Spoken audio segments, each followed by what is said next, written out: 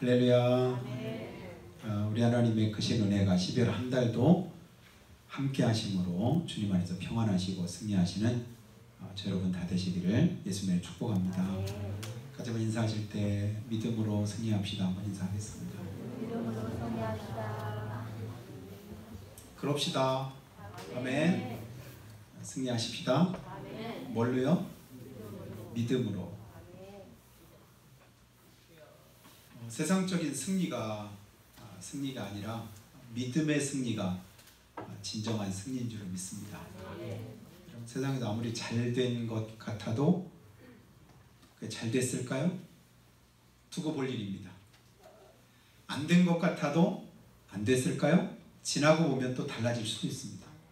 그 믿음 안에서는 끝이 항상 좋을 줄로 믿습니다. 시작은 미약해도 나중은 신이 창대케 하시고 처음보다도 끝을 더 복되게 하시는 것이 하나님의 뜻이라고 저는 믿습니다. 우리 하나님 신실하시잖아요. 선하십니다. 신실하시고 선하시다는 말이 무슨 말이죠? 믿을만 하다는 거예요.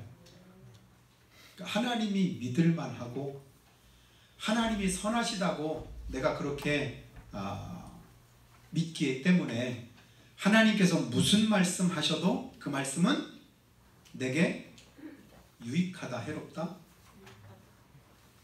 하나님이 선하시니까 선하신 하나님이 내게 말씀하실 때는 그 말씀은 내게 유익한 말씀이다, 해로운 말씀이다. 누구나 말하죠. 선하신 하나님께서 말씀하셨으니까 내게 유익하다, 선하다. 그럼 마귀가 주는 말은, 그런 생각들은 우리에게 선할까요? 아니면 해로울까요? 전혀 선하지도 않고 전혀 유익하지도 않습니다. 해롭습니다. 성경이 분명히 말씀하셨거든요. 도둑이 오는 것은 뭐 하려고 한다고 했죠? 도둑질하고 죽이고 멸망시키려는 것뿐이요. 의도 자체가 다른 거예요. 하나님은 선하셔서 섬김을 받으려고 이 땅에 예수님을 보내신 것이 아니라 도리어 뭐 하려고요? 섬기려 하고 자기 목숨을 많은 사람을 위한 대속물로 주고자 하십니다. 예수님은 오실 때부터 뭐 하시려고? 주시려고, 버리시려고, 희생하시려고 그렇게 오셨는데 원수 마귀는 어떻대요? 죽이고 멸망시키려는 것뿐이라 합니다. 도둑질하고 죽이고 멸망시키는데 뭘요? 우리 영혼을, 우리 인생을, 우리의 삶을. 근데 처음에는 그럴듯하잖아요. 뭔가 대단한 것을 우리에게 줄 것처럼 그렇게 그럴듯한 어떤 걸 가지고 우리를 유혹할 때가 있습니다. 그래서 원수마귀가 유혹하는 것들을 인간적인 눈으로 보면 어떨까요? 그게 바로 창세기에 나오는 말씀이에요. 보암직합니다. 먹음직합니다. 탐스럽습니다. 야, 저거 한번 내가 먹어봤으면 좋겠다. 한번 가져봤으면 좋겠다. 저렇게 한번 해봤으면 좋겠다. 여러분, 그것이 하나님의 뜻이 아닐 때는 주의하셔야 됩니다. 하나님의 뜻과 전혀 상관없이 내가 볼 때 보암직하고 먹음직하고 지혜롭게 할 만큼 탐스럽다, 우용합니다. 그래서 요한일서 2장 15절에서 17절에 하나님 우리에게 이렇게 말씀합니다. 이 세상이나 세상에 있는 것들을 사랑하지 말아라. 이는 세상에 있는 모든 것이 아버지께로 쫓아서 온 것이 아니라 세상으로부터 쫓아온 것이랍니다.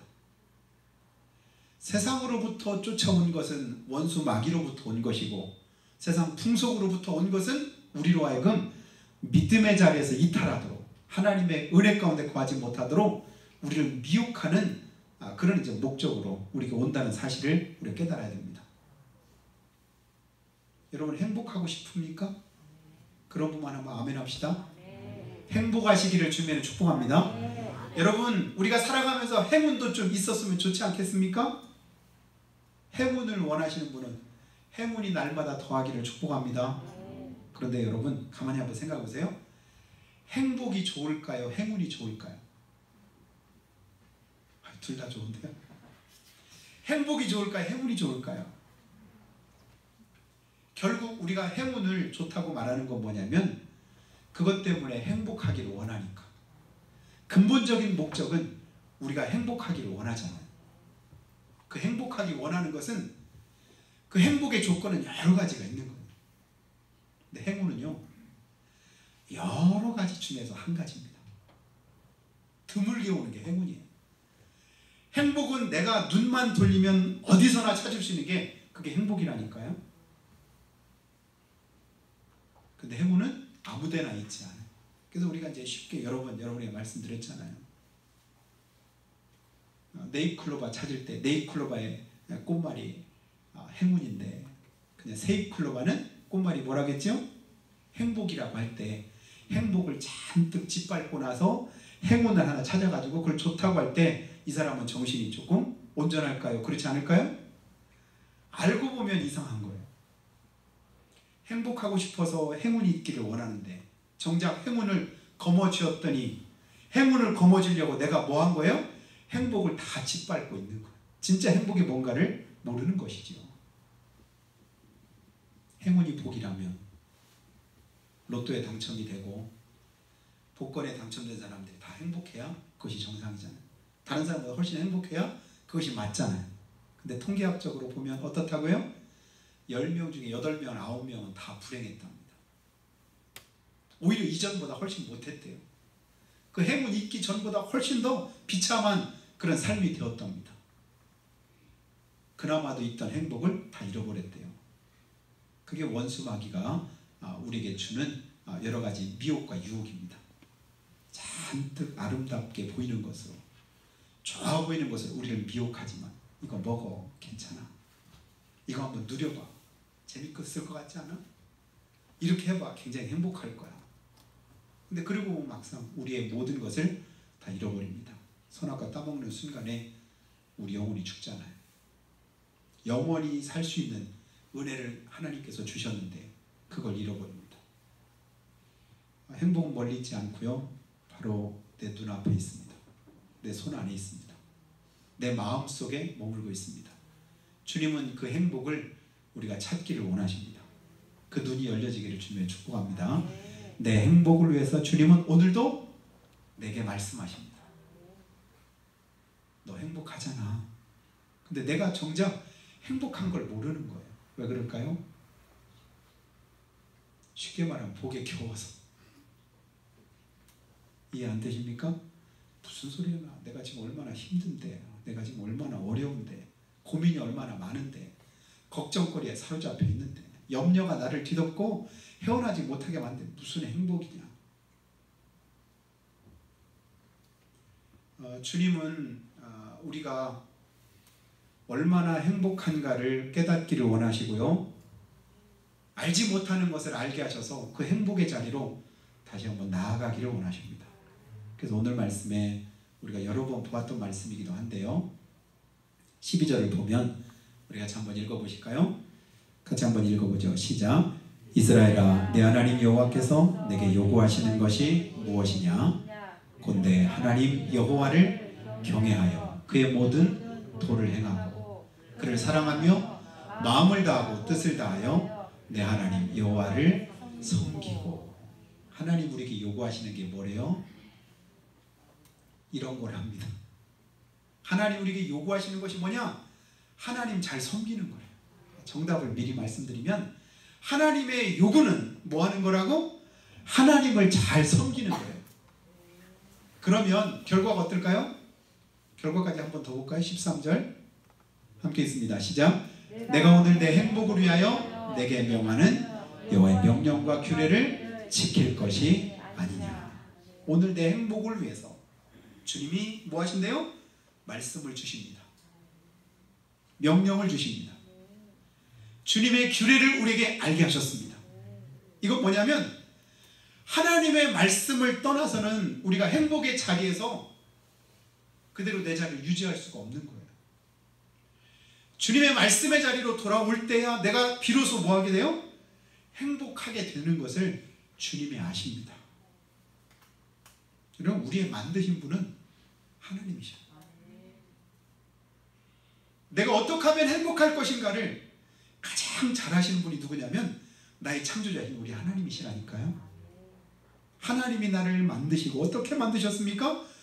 육신적으로는 흙으로 만드셨지만 그 속에 하나님의 영을 불어넣으시니까 우리가 생영이 돼서 그 영혼이 잘됨같이 범사가 주 안에서 형통하고 우리가 행복할 것을 주님이 아시거든요. 그래서 날마다 우리에게 요한 3서 1장 2절을 통해서 말씀하십니다. 사랑하는 자야, 내 영혼이 잘됨같이 네가 범사에 잘되고 강건하기를 내가 간구하노라. 주님이 날마다 우리에게 간구하시는 바가 뭐예요? 뭐 잘되라고? 내 영혼이 잘되라고. 영혼이 잘됨같이 범사도 잘되라고 거꾸로 말씀하지 않으셨습니다. 근데 우리는 기도하면서 뭘 많이 구해요? 하나님, 내 영혼을 좀 새롭게 해주세요. 내 영혼이 하나님의 은혜로 기뻐하게 해주세요. 주님을 더욱 바라고 사모하게 해주세요. 하늘나라를 소망하면서 은혜 가운데서 날마다 승리하는 삶을 주님께서 허락해 주시옵소서. 이렇게 기도합니까? 아니면 하나님 돈 좀 주세요. 하나님 나 좀 머리 좀 똑똑하게 좀 해주세요. 하나님 문제가 좀 속히 좀 빨리 좀 해결되게 해주세요. 내 앞에 있는 어떤 어려움들이 속히 지나가게 하시고 나로 하여금 은혜 가운데 평탄하게 해주세요. 내가 요구하는 바하고 바라는 것이 하나님이 말씀하시는 것과 순서가 바뀔 때도 많습니다. 그래서 마태복음 6장에서 주님이 그거 다 아시고 또 말씀하셨잖아요. 너희는 무엇을 먹을까? 무엇을 마실까? 무엇을 입을까? 뭐 하지 말래요? 염려하지 말래요. 그건 네가 염려할 거 아니래요. 그 염려를 주님께서 아신답니다. 여러분, 주님께서 아신다는 건 뭐 한다는 말씀이죠? 주님이 아실 때는 알고 그냥 모른 채 하시고 입 닦으시고 눈 감고 계시고 두 손 놓고 계시고 이러시려고 아신다고 말씀하지 않으셔요. 주님이 아신다고 말씀할 때는 뭐 하려고 아시죠? 책임지시려고, 도와주시려고, 붙들어 주시려고, 지켜주시려고 아신다고 하신 걸 믿으시기를 주님으로 축복합니다. 주님이 아신 바 되실 때, 그래서 우리가 은혜 가운데 충만할 때 여러분 그런 기도 해보셨잖아요. 여러 가지 기도의 제목이 많아요. 그래서 그걸 가지고 하나님 앞에 기도하려고 엎드렸습니다. 그 찬양도 하고 여러 이제 기도의 제목들을 가지고 하나님 앞에 한참 아래다가 나중에는 한 가지로 여러분 한 가지 기도만 하던 거 여러분 경험하셨나요? 주님 아시지요? 안 해보셨나요? 주님 아시지요?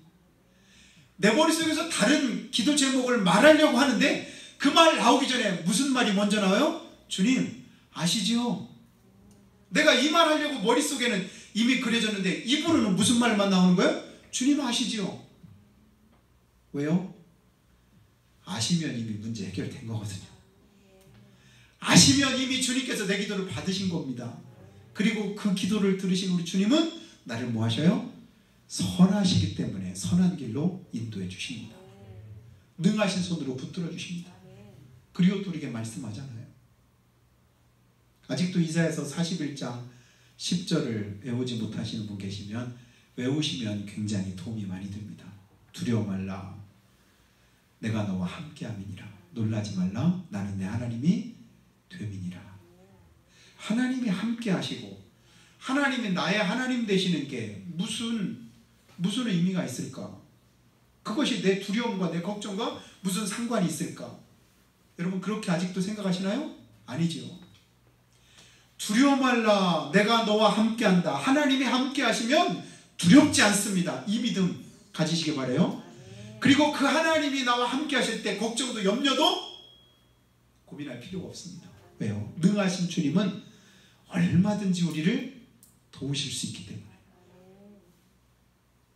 저는 고등학교 때 제가 제 믿음 한번 내가 진짜 믿음 있나 한번 시험해 보려고 할 때 제가 그때 제일 무서웠던 게 뭐냐면 우리 때 고등학교 때 보면요 간첩들이 나와가지고 독침을 가지고 독침을 찌른다 이런 말들이 써가지고 어디 가면 혹시 간첩 나와가지고 독침으로 찌르면 어쩌나 이런 걱정을 했었거든요. 그래서 산길을 다닐 때는 이럴 때마다 보면 혹시 간첩 나와서 찌르는 거 아니야? 근데 그 생각이 들 때 무슨 생각이 들냐면 너 왜 무서워하냐? 왜 두려워하냐? 믿음이 그것밖에 안 되냐? 이런 생각이 드는 거야. 진짜 내가 믿음 있나? 한번 내 스스로 한번 시험해 보려고. 그래서 밤중에 계룡산을 혼자 산을 이렇게 넘어서 제가 간 적도 있다고 몇 번 말씀드렸죠.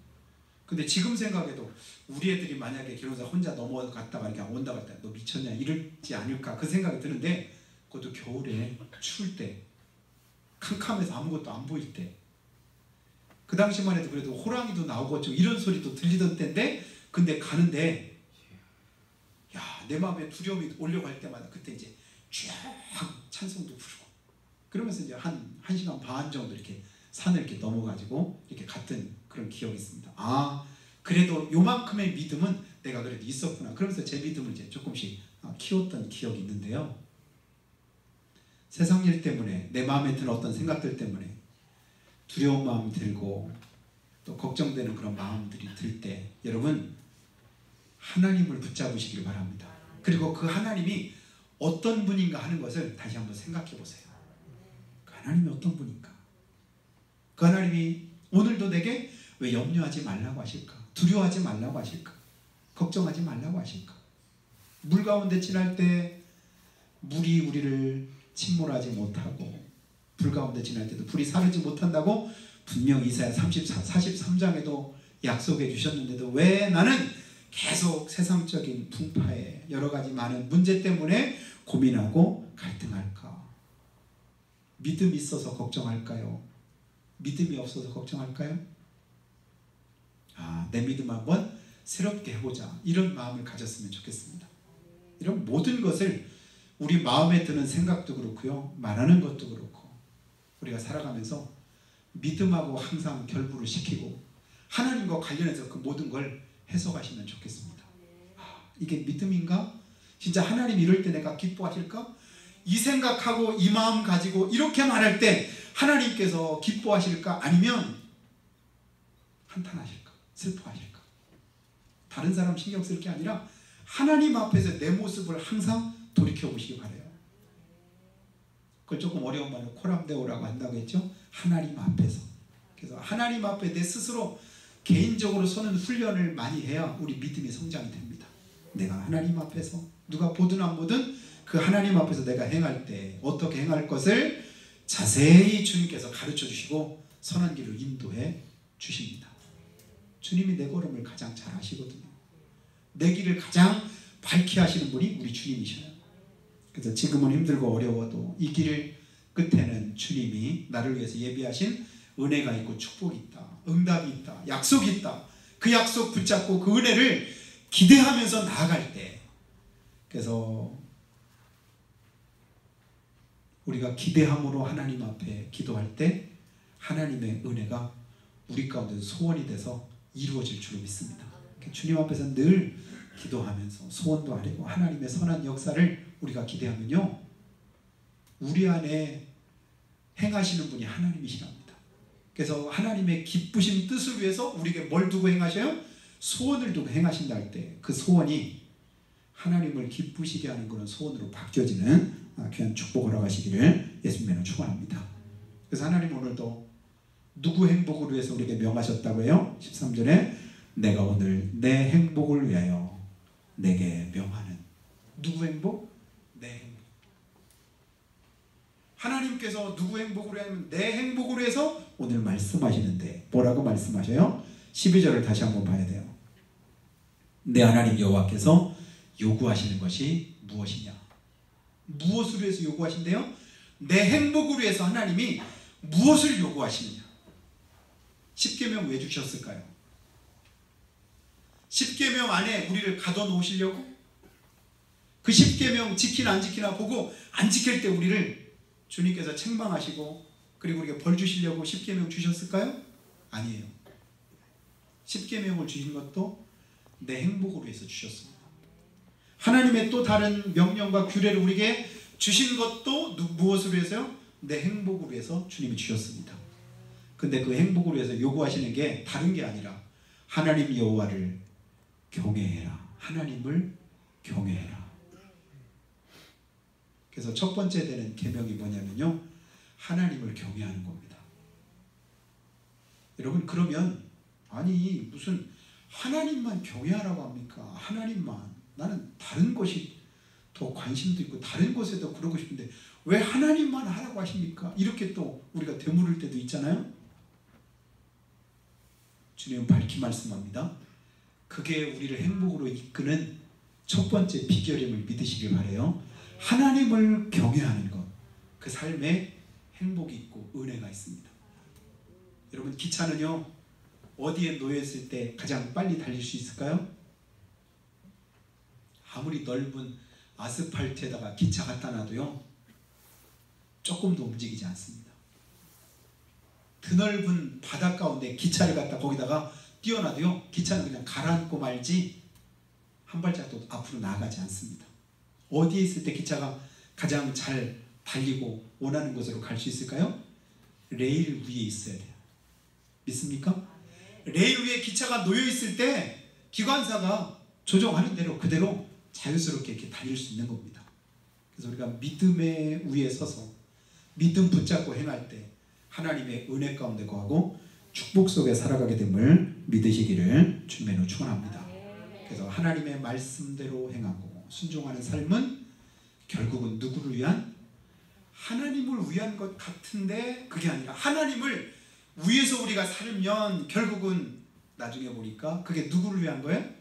나를 위한 삶입니다. 내 행복을 위한 삶이죠. 그래서 여러분, 주님 앞에 온전히 헌신된 분들의 삶을 한번 가만히 살펴보시기 바랍니다. 그 사람들이 불행하다고 하든가요?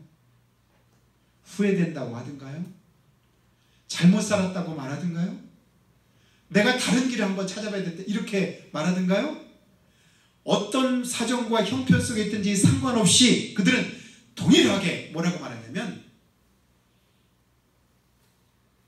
자기가 가장 행복하다 합니다. 지금 이대로도 만족하다 합니다. 다른 사람 볼 때는 아무것도 아닌 것 같은데 별거 아닌 것 같은데 하나님과의 관계 속에서 자기 삶이 가장 행복하다는 거예요. 순회 선교사로 제가 존경하는 김용의 선교사라고 하는 분이 계신데요. 그분 자녀들을 5명을 다 선교사로 만들어가지고 막 세계 각곳에 흩어져가지고는 이렇게 선교를 하게 하는데 어떤 한 아들이 이제 아프리카에 아주 외진 그곳에 이제 거기 선교사로 있는데 몇 년 전에 그것을 방문했답니다. 그랬더니 거기에서 이제 모기에 이제 물려가지고 모기로 인해서 말라리아에 걸려서 말라리아에 걸리면 막 이렇게 막 온 몸에 열이 잔뜩 나고 막 이렇게 곧 다 죽어가는 것처럼 이렇게 보이는. 그래서 그 모습을 보면서 마음이 얼마나 아프던지 차라리 내가 대신 아팠더라면 얼마나 좋을까. 근데 그 그냥 벌레 드글드글하고 그렇게 그냥 사람 사는 것 같지 않은 그런 모습으로 그렇게 고생하는 그 아들을 보니까 인간적인 그런 아픔이 있었는데 그런데 이제 해줄 수 있는 게 아무것도 없는 거예요. 그래서 위에서 기도하고 여전히 이제 열이 나고 있는 그런 상태에서 그곳을 떠나왔는데 떠나올 때 거기 있던 이제 박스 하나를 뜯어가지고 거기다가 글씨를 하나 써놓고 그리고 왔었답니다. 그 글씨의 내용이 지금 이제 제 머릿속에 선한데요. 뭐라고 했냐면 세상 끝에서 죽어 하늘 독판에서 만나자. 무슨 소리인가 이해되시나요? 세상 끝에서 죽어 하늘 한복판에서 만나자.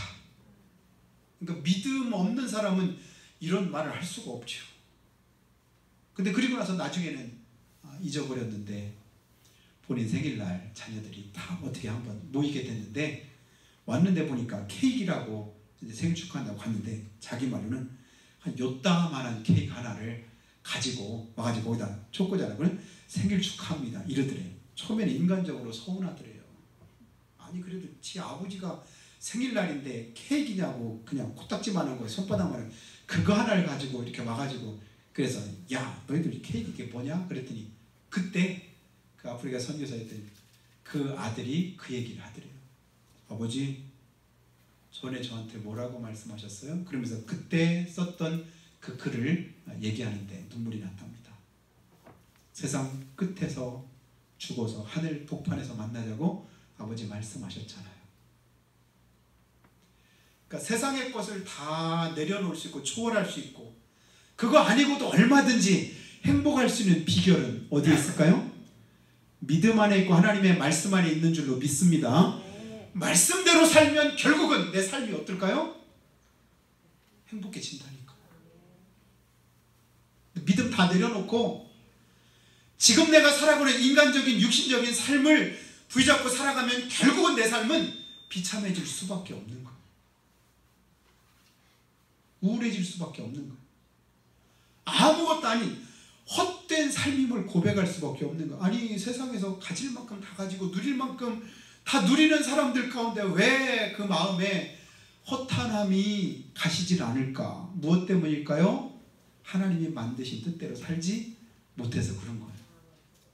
말씀대로 살면, 믿음으로 살면, 주님께서 우리에게 명하시는 그대로 살면 하나님께서 우리를 어떻게 하셔? 결국은 선한 길로 인도하시되 그 길 끝에는 우리를 위해서 예배하신 행복이 있습니다. 그것은 세상 것과 비할 수가 없는 거예요.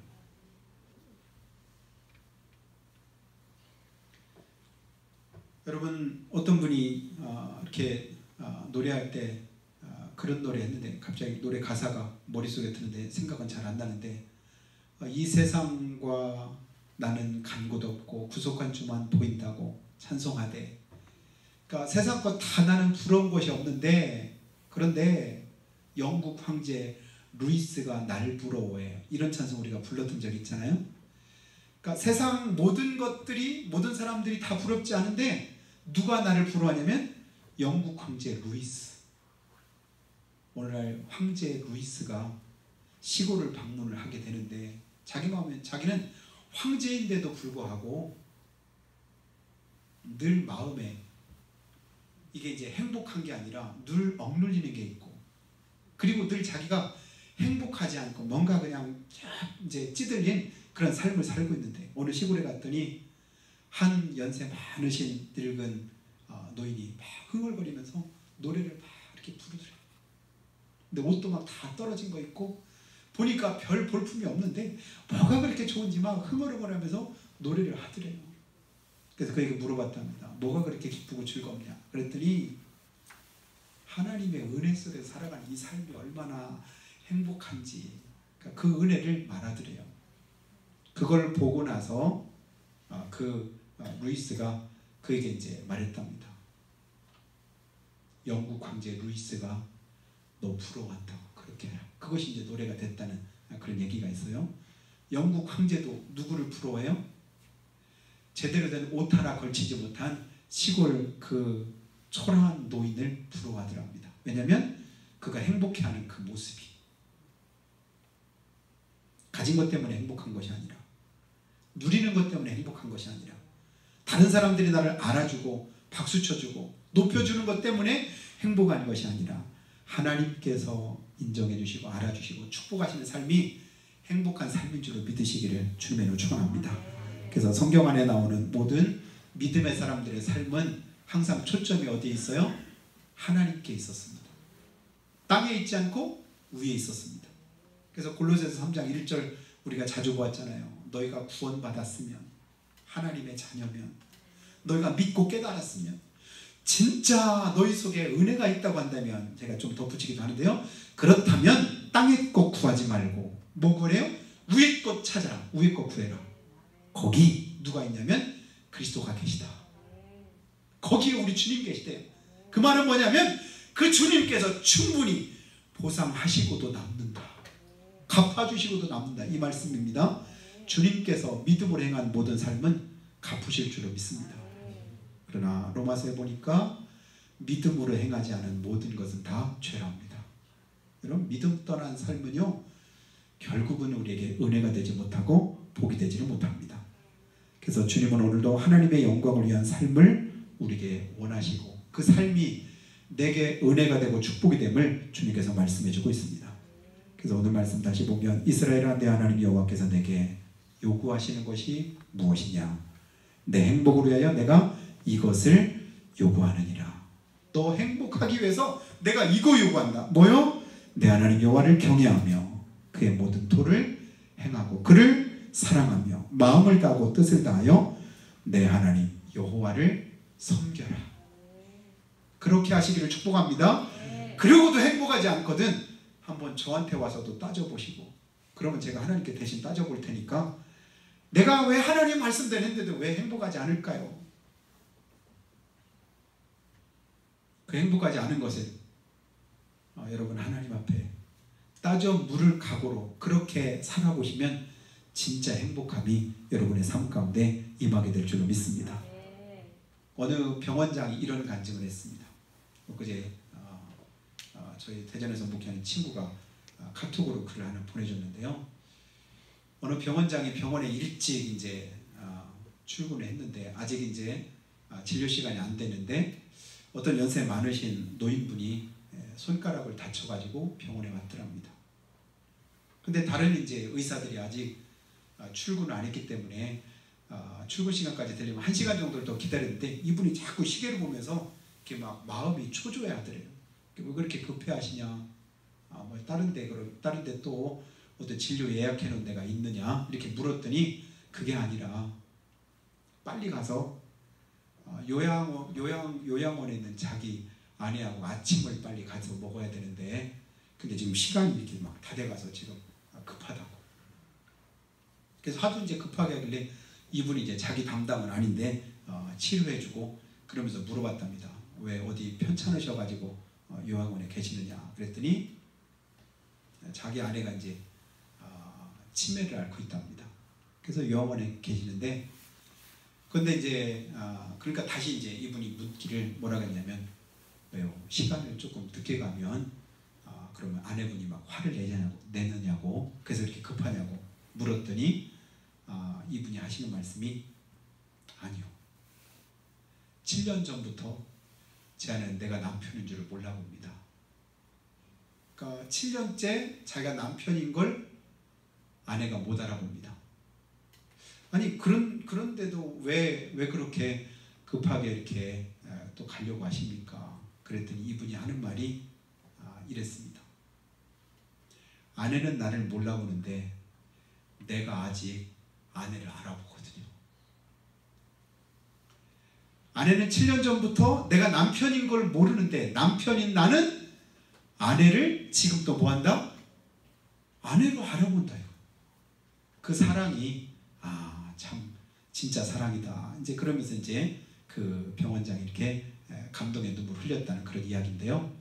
여러분, 내가 하나님을 몰라도 하나님은 나를 아십니다. 내가 하나님을 잊어버려도 하나님은 결코 뭐 하신대요? 잊어버리지 않으신답니다. 그리고 오늘도 나를 기억하시고 하시는 하나님이 뭐라고 말씀하셔요? 오늘 내 행복을 위해서 명하는 여호와의 명령과 규례를 지킬 것이 아니냐. 너 행복하라고 이 말을 하는 거야. 너 잘 되라고 하는 거야.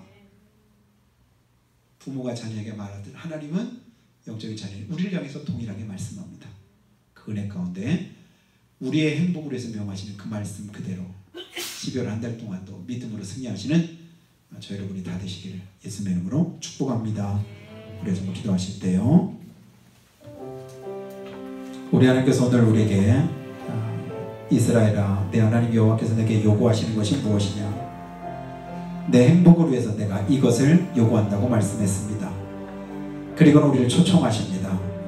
오라 우리가 굽혀 경배하며 우리를 지으신 여호와 앞에 무릎을 꿇자. 땅에 엎드려 절하는 것을 예배하는 것이고 예배자는 기쁠 때나 슬플 때나 하나님 앞에 엎드립니다. 하나님 우리가 항상 복을 누리게 하기 위해서 기도하라고 하시고 찬송하라고 하시고 예배하라고 말씀합니다.